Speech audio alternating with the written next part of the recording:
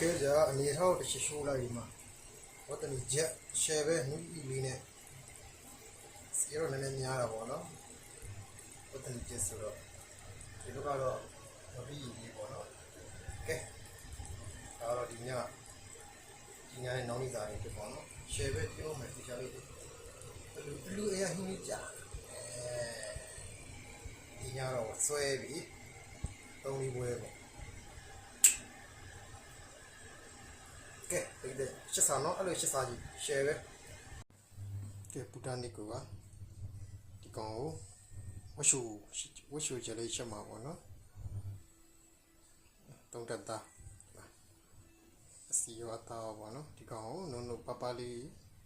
နေတော်လေးတွေလှီးပြီးရောဝတ်တနီချက်လေးချက်စားပါမယ်ဗျာကဲဒါလေးတွေတော့လှီးတောင်းလိုက်ပါဦးမယ်နော်ကဲအနေတော်လေးတွေပေါ့နော်အနေတော်လေးတုံးမိတော့ပါပြီ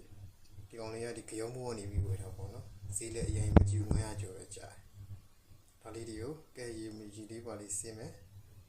ရိုင်းတော့ဆေးကြမလို့ပေါ့သူတို့ဂျပန်အသားတွေကနည်းစားရှုံမောလေးရောစနွန်လေးနဲ့တူပြီးဝတ်တနေချက်ဖြစ်ပါမယ်ကဲကြည့်ပေးကြပါဦးကဲကျက်သွန်လူချင်းနည်းနည်းလေးနော်ကျိတ်စစ်မရှိတော့ဒါလေးနဲ့ပဲနော်ပေါင်းဆင်းလိုက်တယ်ပေါ့နော်ဒါတော့ဝတ်သားကတိကောင်စီတက်ပြီးတော့ချက်ပါမယ်ကြည်တိုင်းပါဦးနော်အဲ့တော့ဒီကောင်ကိုလိုချင်တဲ့အနေထားလေးဒီကိုလိုချင်တဲ့အနေထားလေးဒီစစ်တုံးကိုလုပ်လိုက်မယ်နော်ပြီးတော့မှဝတ်သားလေးကိုထည့်မယ်ပြီးရင်ဒါတော့ဝတ်သားရှင်ရုပ်ဟင်းချစ်တဲ့ရုပ်ပေါ့နော်အဲ့ကောင်ထည့်ပါကြည့်ပြကြပါဦးနော်ကဲဝတ်သားကိုရည်တည်ထည့်ထားရဗျာဒီကောင်ဆောနာအသားရေးပိုင်းညာရှိတဲ့ရေလေးနဲ့ရောပြီးတည်ပြီးတော့ရှာမှာပါ